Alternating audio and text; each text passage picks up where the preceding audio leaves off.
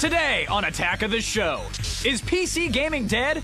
Why upgrade when you can plug and play? Plus, the PlayStation 3 sold out, but you can buy it on eBay for $1,500. And Will's got the hottest gadgets from New York's digital life. All this and more on a live and way plugged in Attack of the Show. Starting right now. Attack. What's going on here? Attack. Think upon this. Attack.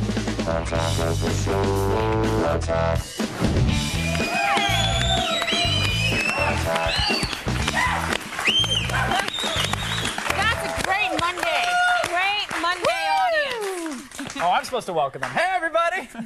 Welcome to Attack of the Show, TV's only source for all the stuff you care about. My side of the table. I'm Kevin Pereira. Hey, what's up, everyone? I'm Olivia Munn. I will stay on my side of the table. And we are coming to you live from the G4 studios in Los Angeles. And, you know, we're not just on TV. We love to watch it, too. Kevin, what are you doing? My lips were a little dry. I got it. You know what? That's a man who's not you're not lazy. He moves his whole head instead of moving the chapstick. You could just do this, but you like. There's no unnecessary wrist movements. You got to save them for the night session. So let's get it in there. That's all you need.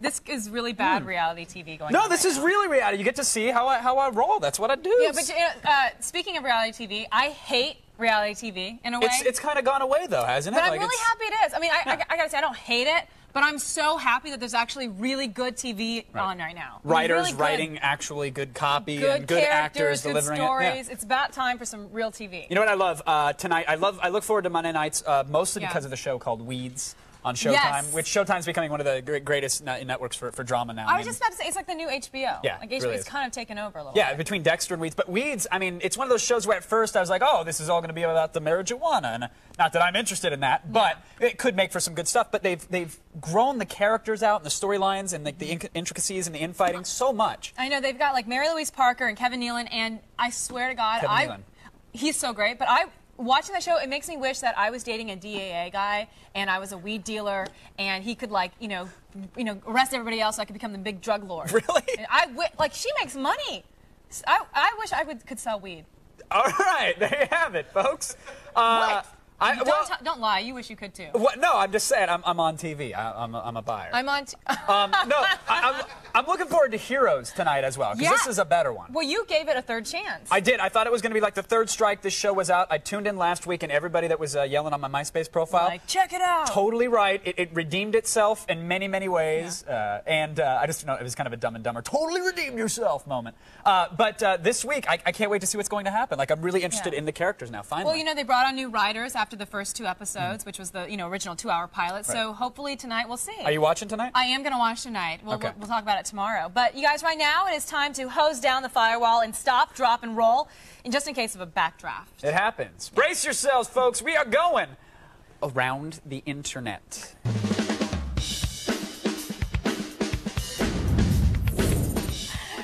Now, the idea of taxidermy is gross to begin with.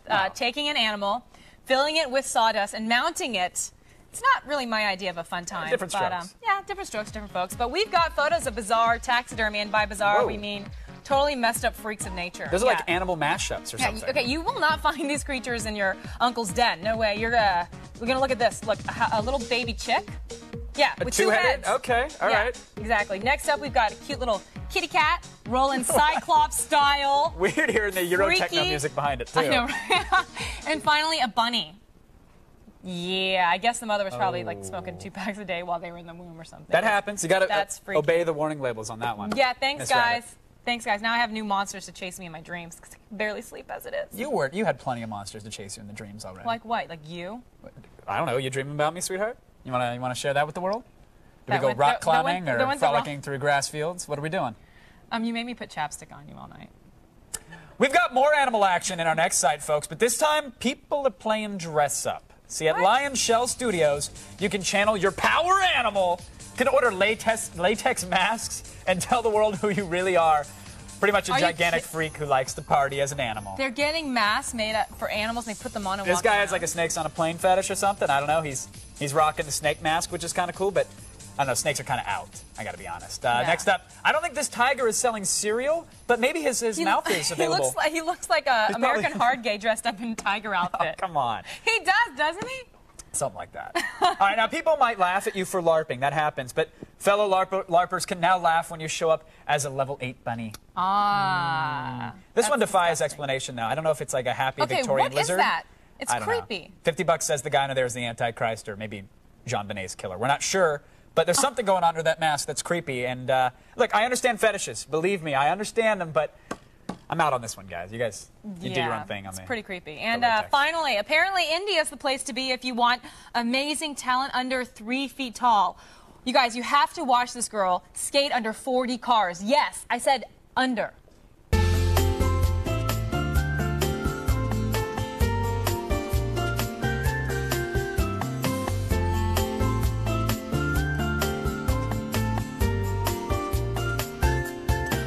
Wow. When does somebody practice that? How do you learn that that's your talent? We're going to have to outsource for the roller derby now. India's rocking, man. Bring her in here. I knew a girl who could do that once, though, and that's, I mean, it's a talent. Really? Not just at office parties for limbos, but I mean, like, she had this thing where she would use inline skates to kind of have the big rubber stop on the front. She could get down and she'd crack it out, and you'd hear it. It kind of sounded like the door to the DeLorean open up, and then she'd go down, and then she'd tuck her left skate or her right skate under we at one don't point, need to hear any more of Kevin's creepy MySpace stories. Go to g4tv.com/AOTS for the links to everything you just saw. Right now, however, it's time for the only news that you need to know. Here's Layla Kaylee and the feed headlines. Really? She just... Thanks, guys. Here's what's coming up in the feed. First, E3 is back. Hold on, though. It's a private party this time. Plus, we'll tell you what's in store when you take your PS3 online. And we've got the details on the new Treo. It's all coming your way in the feed. But first, back to you guys. Time now to hear from you in the army of monitor heads. Here is Justin from Georgia. Georgia. If next-gen consoles decided to make a mouse and keyboard, would that be the end of PC gaming?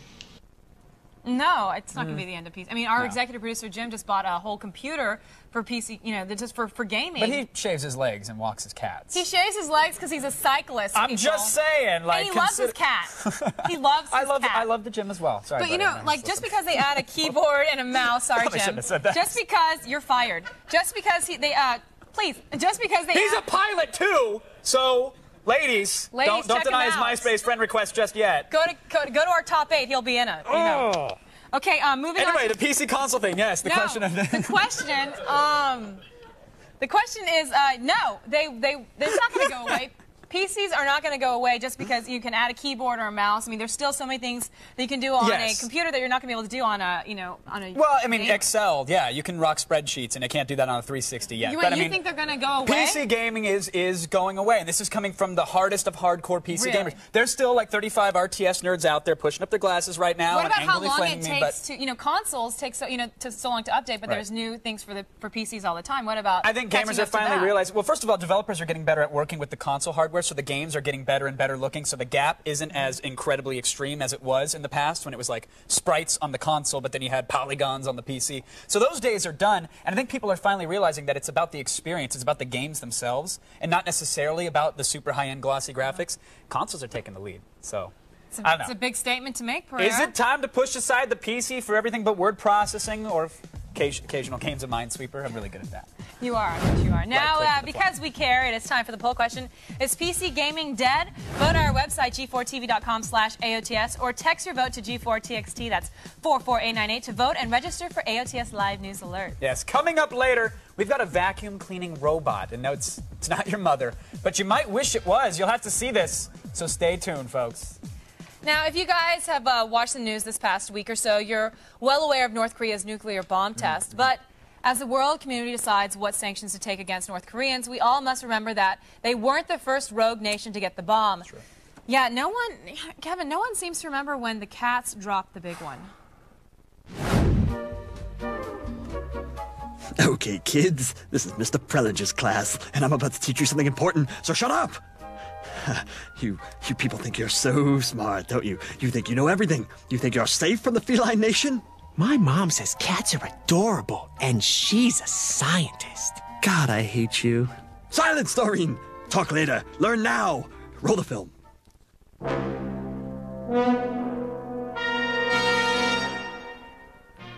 Americans are a peaceful and industrious people. We toil round the clock, from cradle to grave, to make our country #1. But a serious threat looms large on the horizon. A secret, purring threat that wants to destroy not just our furniture, but our very way of life. We're talking, of course, about cats. And we all know that the feline nation is little more than a den of sin and depravity. On a daily basis, this promiscuous pussycat culture engages in unspeakable courtship rituals outside the sanctity of marriage. And what do they do with all the offspring that inevitably arise from these wicked trysts? Why, they're packed into boxes and sold into indentured servitude for gambling money. And drugs, probably. Don't felines love their little ones? Of course not. And those left behind? Eaten by their parents. This cat doesn't care what his parents think. All he cares about are cigarettes and moonshine. So why should we be worried about this inebriated, drug-riddled mass of degenerates? Because now, the cats have the bomb. Feline scientists have unlocked the power of the atom and have rallied around their notoriously fickle leaders. There's no telling what the felines might do. They could drop the bomb at any day, at any time.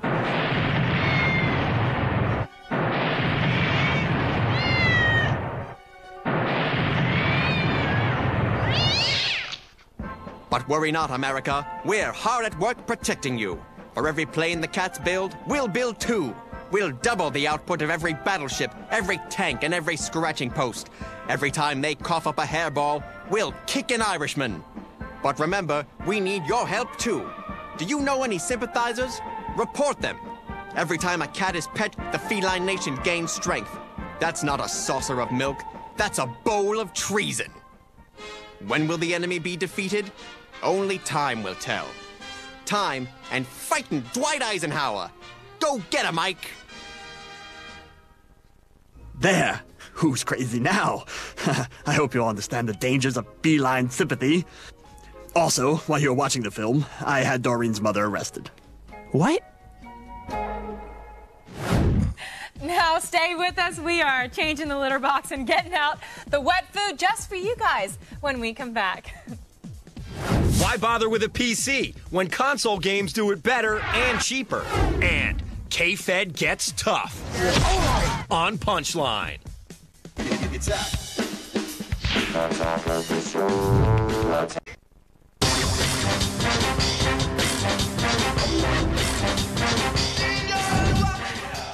Welcome back to Attack of the Show. We are live and talking the death of PC gaming. Before the break, we asked you if PC gaming is dead. Well, according to you, 65% of you think that PC gaming is alive and kicking and agree with me. Well, let's go over to our resident night elf warrior, Mr. Kevin Pereira. All right, thanks, Olivia. Look, PC gaming can be a frustrating beast. You know, while games are always improving, they often require the latest and greatest video cards and processors to perform without choppy graphics or even hard crashes. And now with the 360 and the PlayStation 3 vowing to rule your life, are the days of the gaming PC numbered? Control-Alt-Delete. It's the loop.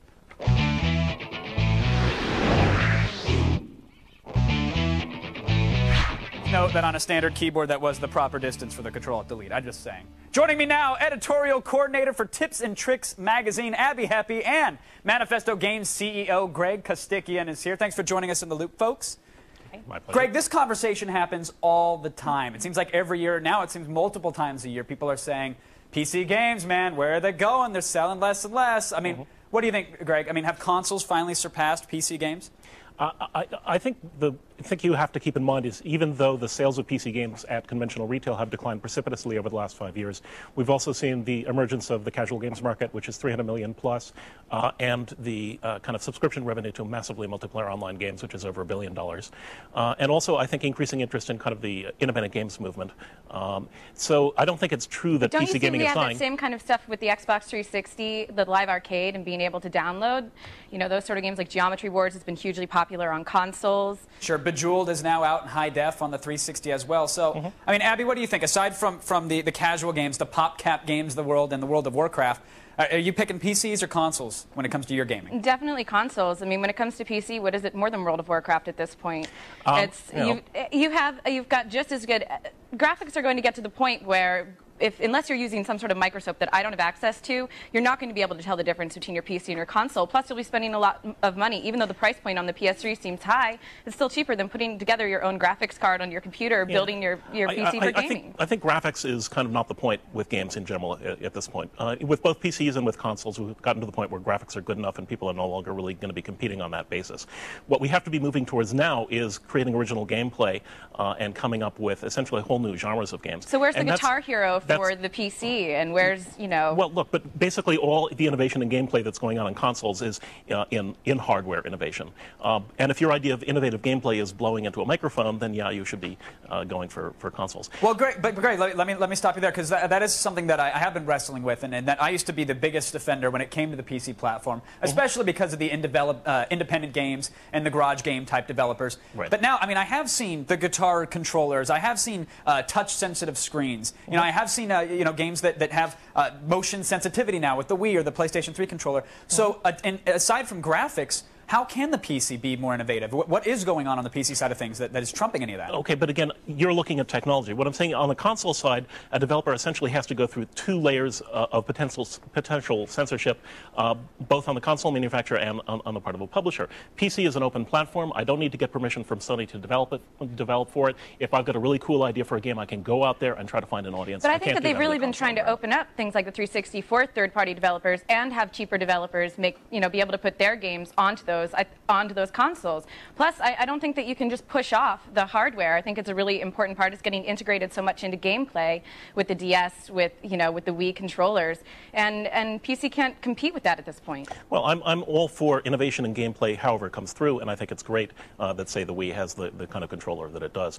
But still, fundamentally, when I come down to play a game, it's not my ability to wave something through the air or strum a guitar that gets me interested in the game. It's what are the game mechanics? How are they combined in new ways? What's novel and interesting about this game? And I don't think you can get that out of hardware. Now, Abby, now there is something to be said for massively multiplayer games. They've been trying to bring these types of games and real-time strategy games to consoles for years. They've never had any success. With those 2 genres alone, can you possibly discount PC gaming when in the foreseeable future nothing's going to trump that on the console side? I know that they're developing those kind of games for consoles at this point, and whether they're going to be as successful as World of Warcraft, which kind of had the advantage, got out there. It's what everybody's playing at this point for PC, but I'm not seeing anything else innovative come out of the PC. I'm seeing the same games ported to both, and they're going to do a Warhammer game for the 360 for these consoles. I can't really say what the popularity of those games in fact, is going to be yet. This is one of the basic problems the PC games industry has faced over the last few years, is that as budgets have grown so enormously, publishers have to ameliorate their costs by releasing on multiple platforms, which means they're really developing for console games first. In essence, PC gamers have been getting Xbox's sloppy seconds.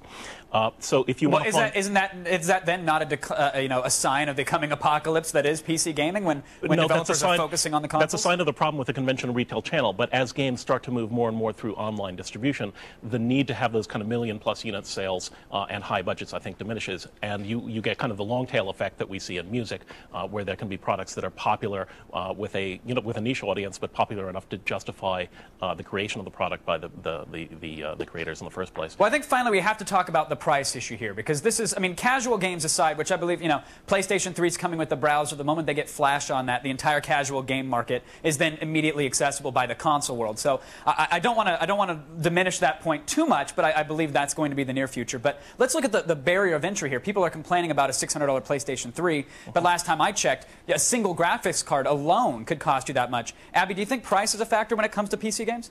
Absolutely. I kind of gawked at the price when I saw the PS3 at first too, but when I compare what you get on the PS3 compared to what you get, building a graphics card, building your, computer to play games, it seems a lot more reasonable. And, the Wii isn't going to cost as much as that, and the 360 is already down to about $400 at this point. And the graphics are great, the games are great.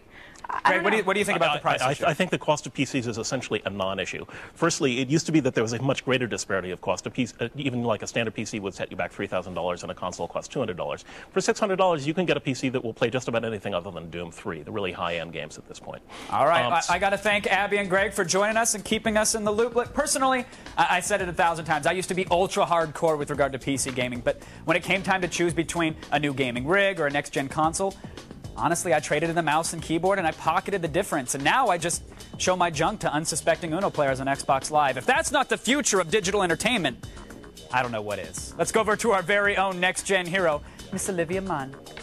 Thanks, Kev. Please don't ever show me your junk. Still ahead, we'll tell you how you can listen to Howard Stern again for free coming up in the feed. And get ready to double over in laughter when we show you the funniest things on TV last week in Punchline, on TV's only source for all the stuff you care about.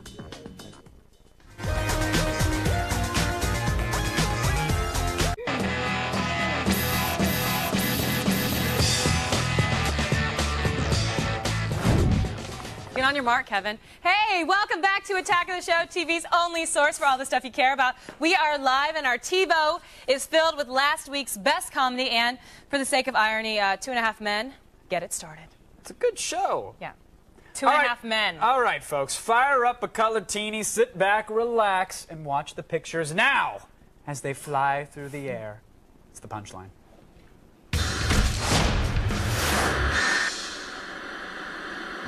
All right, last week we saw the rise of North Korea's nuclear weapons threat. Scary stuff. Yeah, well, you mean how they exploded a bomb, but then it wasn't really a bomb, but now we've decided that, yes, it is indeed a bomb, and there's like a Richter scale thing. And something like that. Like, I don't really watch the news, to be honest. But thankfully, Jimmy Kimmel put it all in perspective for us. And some people are speculating that maybe this Kim Jong-il didn't test a nuclear bomb at all. In Beijing today, a government official stated that Chinese monitoring has found no evidence of airborne radiation from North Korea's claimed nuclear test. This video released today casts further doubt on North Korea's nuclear capability and may suggest that North Korean leader Kim Jong-il was merely conducting tests on Diet Coke and Mentos. I think Kim Jong-il stole that from us, because we did that in our parking lot not too long ago. Thank you. Thank you. Thank you, North Korea. It's all a big red herring. The real threat here, if all the kids in China jumped up and down at the same time, it would knock Earth out of its orbit. You never heard that fact? Yeah, I it's have true. heard it before, And Kevin. that, I'm sick and tired of people skirting the issue. We need to focus on the facts here, people. Well, so we asked them all. I don't think they plan on jumping, just so We you know. need to be ready to counteract. I'm saying every home, a jump rope. Every home in America. Just, you never know. When that siren sounds, get hopping, kids. But you don't need a jump rope We're to fighting jump. for the world. But you don't need a jump rope to jump. I'm just for a visual, though, it'd be a lot cooler if everybody's doing the jump rope instead of just hopping. But it's kind of costly to everyone to have a jump rope. We could do it. I mean, we're number one. Do you want to jump right now and see what happens? Next up, K-Fed was on CSI. Oh, wait, yeah, CSI Miami, CSI New York, or CSI Original Flavor? Original. Because there's a lot of them. Original flavor, actually. Okay. Like, at first, you're mad. Everybody was mad, you know. So Yeah, I K-Fed hated scored an it. appearance on America's favorite crime scene investigation show. But then you see how they handle it. You're a joke.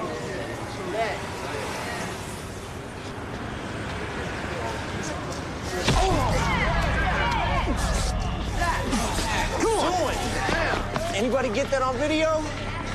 Man, I'll take a picture myself.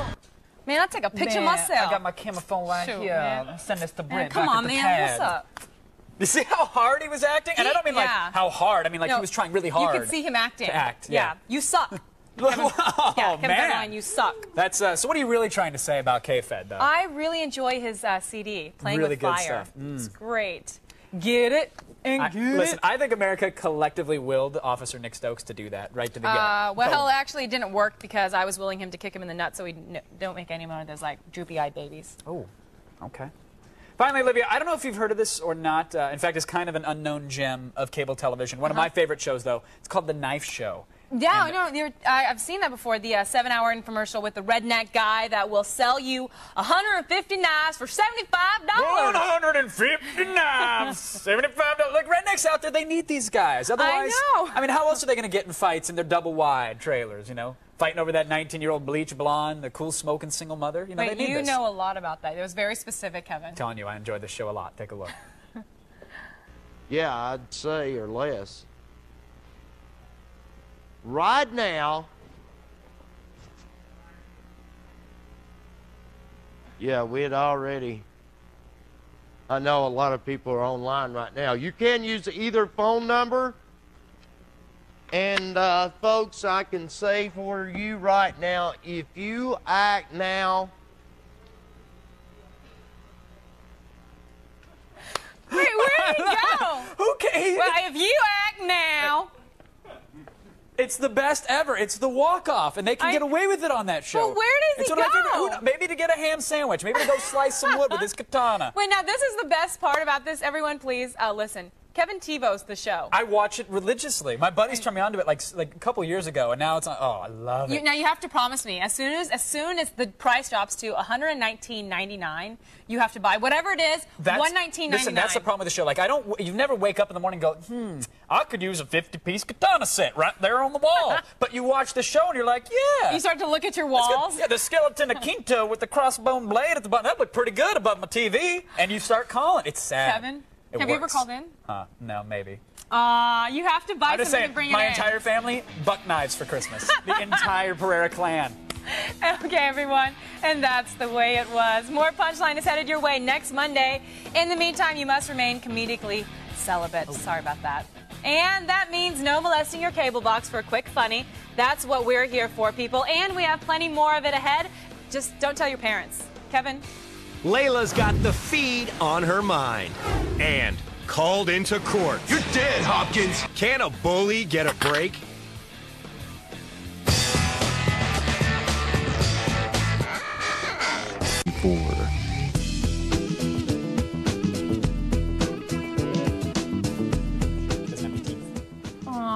Welcome back to Attack of the Show. We are coming to you live, literally bouncing off Sputnik right now and beaming straight into your living room.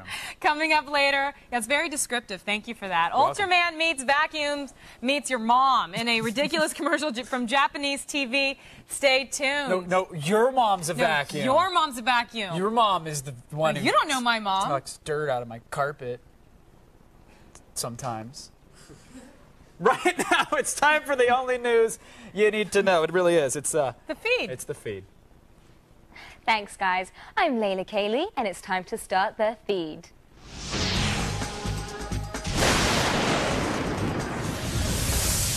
We reported earlier this year that the next E3 will be downsized, and now the details are official. Next year's expo will be held July 11th through the 13th in Santa Monica, California. They've moved to a smaller location and promise a more intimate setting. That means this is invitation only, and no more extravagant booths and displays like years past. In an attempt to keep the teenagers away, they've changed its name to the E3 Business and Media Summit. Don't worry, guys, there will still be plenty of girls in costume at Comic-Con. The PS3 launches next month, but what will happen when you take it online? First off, in contrast to the Xbox 360 Silver and Gold accounts, people will be able to chat, download content, and play other gamers online without paying a dime. What you will have to pay for are in-game downloads and subscriptions for some MMOs.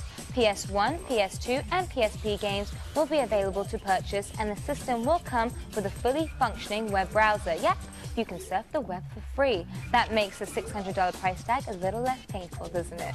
Are you scared of having a cool cell phone that's just too complicated?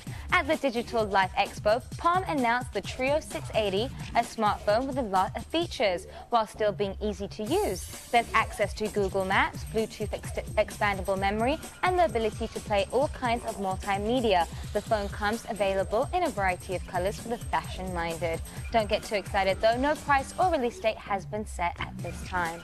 Howard Stern's trying to broaden his audience by giving his show away for free. On October 25th and 26th, you can log on to the Sirius website and listen in on the show free of charge, just like the old days. The satellite radio station is doing this to promote their new online service, where for $13 a month, anyone in the world can listen to their programming right at their computer.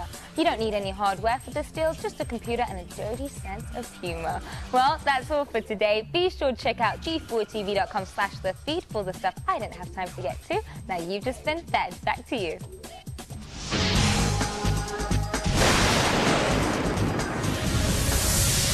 It's my table, Pereira. Okay, sorry. Hey, thanks, Layla. Now, tomorrow at 7:46, a.m., everyone, the U.S. population will officially reach 300 million, according to the Census Bureau. Now, please don't screw up the count and OD on us tonight, Miss Lowen. The Census Bureau is counting on you. We are too. More ahead on TV's only source for all the stuff you care about. That means you too, Pereira. The Wii and PS3 pre-order fiascos. And Will's in New York living up the digital life.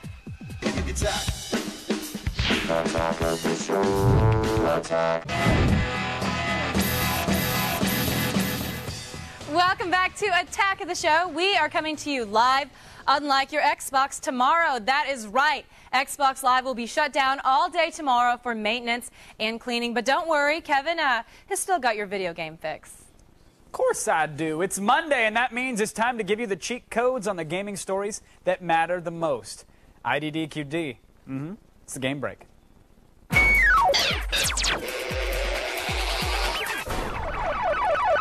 I was partial to IDKFA myself. Oh, yeah. One of the best. One of the best. Those are, yeah, anyway, Yammer. Here to discuss the gaming matters, video game expert and X-Play co-host, Adam Sessler. Thanks for coming on, Adam. Pleasure to be here. I'm going to yammer for 1 second. Exactly. So right. Let's get into it. Pre-orders for Nintendo's Wii console became available for the first time last week. And, of course, as expected, gaming retail stores around the country sold out very, very quickly. Now, this was on the heels of the PlayStation 3 pre-order as well. So, Adam, were you in line for any of them? Were you camping out with your Campbell's soup? Nope. Your sleeping bag? Nope. Your 3-season tent? Nope. Not interested I don't at all. pre-order. Pre-order, it's like, no. It's like, no. It's just, it's ridiculous. A, I have a job to do during the day, and so, like, I can't exactly be camping out there. B, it's still, as much as I play games, that kind of retail sycophancy is a little bit embarrassing. It's just, you know, it's, well, what's more embarrassing? Someone camping out in front of an EB Games for 10 hours to get a pre-order, or someone going on eBay and spending $1,500, literally up to over $1,500 on a ticket for a pre-order, which was happening until eBay shut it down. Anonymity is always less embarrassing. You know, camping on the street, you think homeless. But no, it's actually, you can spend $600 on this item. I mean, yeah, people are doing it. I think all the people camping out there were trying to resell it on eBay because of these astronomical prices. I mean, you still have a shot of getting it at one of the big box stores like Best Buy or Target or something like that. But it's going to be tough to get one of these things on the launch day. I think that is now a stated fact. Sure. I don't think anybody was expecting it to be easy, though. I mean, I don't think it's a surprise. Now, do you think it's a good thing that these auctions are being taken off of eBay? I think so, because at least it will stop encouraging people from buying it for the sole purpose of turning it around. Right. You know, it's just, obviously, eBay can do what it wants to do. I find the whole thing just kind of, like, obnoxious to begin with. Right. I just want one. And I want one without pain. Oh, that's a whole other hurdle in general. Exactly. This is Adam Sessler saying that. I don't think I will. Now, everyone from IGN to indie games blogs like Destructoid.com, one of my favorites out there, they're reporting that lawyer Jack Thompson was denied in court last Friday. In fact, a Florida judge, Ronald Friedman, he's officially cleared Take-Two's Bully for publication in that great little state of theirs. So now, is this a victory for the developer, for the consumer, for both? Should we still care about Jack Thompson? If anyone actually thought this court was going to agree with Thompson, really, my biggest question is, and this is for the Florida Bar Association, why does Jack Thompson have a license to practice law? I mean, look, aren't these the frivolous lawsuits that are always like the basis of somebody's political campaign every 2 years? Frivolous lawsuits. This is about the worst one ever. It had a T rating. Right. The judge saw it. He's like, yeah, I don't like the game, but yeah, you can play the game. It's part of American First Amendment rights. Well, I would say, well, clearly then this is a nail in Jack Thompson's coffin, but I thought we've said that 400 times in this guy's history. Big coffin. That's all I can say. It's like, this is, I mean, back during the Two Live Crew era, you thought, oh, we're never going to hear from this crackpot again. I don't know. It's kind of like one of those Ultraman ones where, like, the more you attack the creature, the more powerful it becomes. The more powerful it gets, yeah. I mean, it's like, we just need to ignore him. We need to be an official moratorium on talking about Jack Thompson. See, I don't know. Maybe he'll go away. I think we ignore them, and then that's when some local news or even a major news outlet starts paying attention to them. Actually, I put most of the onus on local news that can't report actual news and have to jump on these kind of stories, because there's nothing you can really sell to more than, you know, terrified suburban parents. Hey, you can't have the water skiing squirrel every day. If there was, we wouldn't have to report on Jack Thompson. I'll hire more squirrels if we can keep Jack Thompson out of the news. All right. They're one and the same, really, when you get down to it. Yeah. All right. Thank you, Adam. We're going to give you your fix of gaming stories every Monday right here on The Game Break. When we come back, Will O'Neill shows you the gadgets of the future when he takes you inside the Tech Expo Digital Life. Stay with us. The future awaits, and it doesn't involve a Biff and Sports Almanac. That's very dangerous.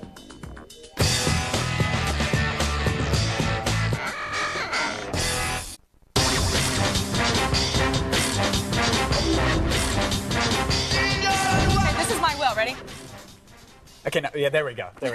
Welcome back to a live attack of the show. Now, leading into us today, it wasn't Spock Xing people. No, It was the Jamie Kennedy experiment, and it made its return to television right here on G4. Pranks, victims, degrading gags, and the satisfaction that none of that is happening to you. If you missed tonight's episode, here's a peek.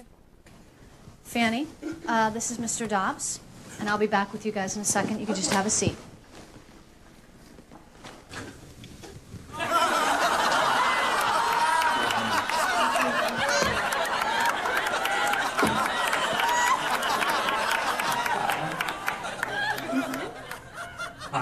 Hi, how are you?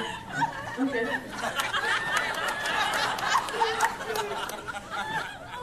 All right, how's it going in here? Good. Let me tell you a little bit about what we do here. Matanatrix has been around for about 10 years now. That was pretty good, actually. You should host the next time you do an interview. Go interview some big star. You should do that. Pull it back. Yeah. I don't know about that. G4 is serving up 2 back-to-back episodes of the Jamie Kennedy experiment every weeknight at 6. Gotta tune in. Now, the Digital Life convention was held in New York last week, and it's like the choice selection of tech and entertainment all under one convenient roof. Will O'Neill's desk is a close second to this. I know. It's like a freaking disaster there. There's so many tech things there. It's kind of awesome. You could steal something. He'd never know. Now, speaking of Will, our resident tech guru was there at that Digital Life Expo, and he checked out the latest gizmos and gadgets that you're going to want to have. Here's Will at Digital Life. We're here at Jacob Javits Center in New York City to check out this holiday's latest, greatest innovations and basically anything with a power switch. It's all happening at Digital Life.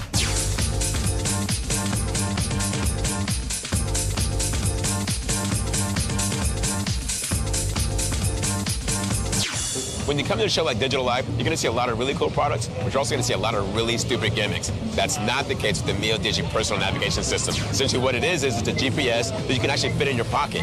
It runs Windows CE, it has all North America and about 1,000 points of interest. It has an SD slot, so you can put like a 4 gigabyte SD card in there, $500. They should be shipping soon. Because here we are roaming the main streets of New York. The last thing we need is to have some punk jack our iPods on the subway.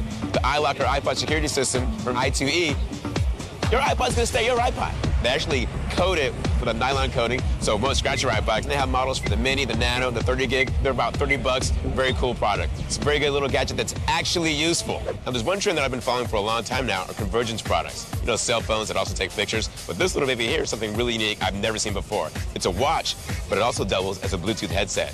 You wear it on your wrist, you get a call, you pop it off, push a button, and you talk. When you're done with your call, just drop it back in. It comes in analog and digital formats, and it's about $120 to $130. I'm here checking out the Hot Seat surround sound and video gaming chassis. What they do is for flight sims and racing games, they're a method of totally immersing you in the gameplay. They have surround sound, they have a subwoofer beneath your butt. $500 gets you the basic chassis, which is just a chair, and the surround sound speakers. They can even go all the way up to $3,500, where you get like the full-on flight sim situation. It's pretty awesome. I've been rocking Media Center PCs for some time now. The Alienware DHS A series takes it to an entirely different level. It has a 1,000-watt amp built in, a lot of support for HD, HD recording, AC playback, HDMI outputs as well. It starts at about $1,000. So we've seen a little bit of the future, and all I gotta say is this looks dope. As for you, Santa, I haven't actually been a good boy this year, so I'm gonna use my own credit card and go use it. Later, Santa. Okay, well, those are some really cool things. Good the watch times. Bluetooth thing, love that. Now, what? I'm guessing this is the coolest gadget you found there because I'm holding Because it you're right holding, here. well, actually, there were quite a few cool gadgets. They just actually gave me this one. So. Oh, they did? Yeah, it's pretty cool, actually. You know, I actually have one of these. Okay. This holds so much stuff on this. It's Tell great, everybody yeah. what it is. It's the Seagate Pocket hard drive. It's a 6 gigabyte drive. It's great, though. It has a USB 2.0, so it works with Macs and PCs. It's really fast. It actually has a spinning hard drive in it. It's pretty cool. Yeah. And it comes in various sizes. They have an 8 gigabyte version as well that's silver. And this is 6. That's 6. 6 But the gigabyte. pink one is special because 10% of the proceeds goes towards breast cancer, which is Nice. ironic since I'm going to pack mine full of porn. Well, you know, porn is breasts, so that's very good for Breast Cancer Awareness Month. Thanks so much, Will. Doing it for the ladies. Now, right now, let's swing on it over to Kevin. Still coming up, we've got the female version of Ultraman, and this woman, she kind of wields a wicked Hoover. We've got plenty more on TV's only source for all the stuff you care about. If you haven't been watching Attack of the Show, this is what you're missing. For more info, go to g4tv.com/AOTS. Attack of the show. Attack. Welcome back to the show, everybody. We are live and ready to break your hearts.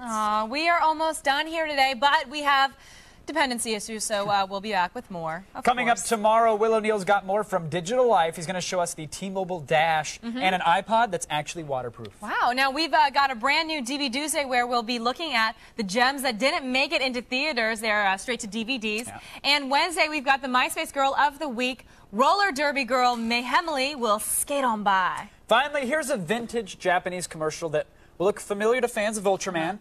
It shows that even moms can be gigantic superheroes. Though they're still relegated to cleaning sexist pigs. To cleaning.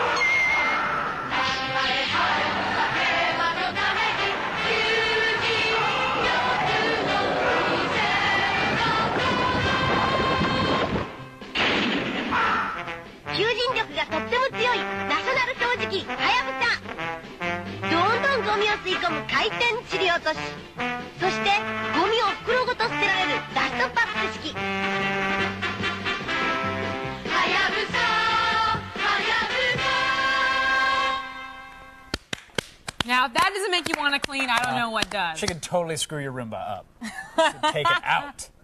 Oh, it was good. I know. So I'm really excited about Weeds tonight.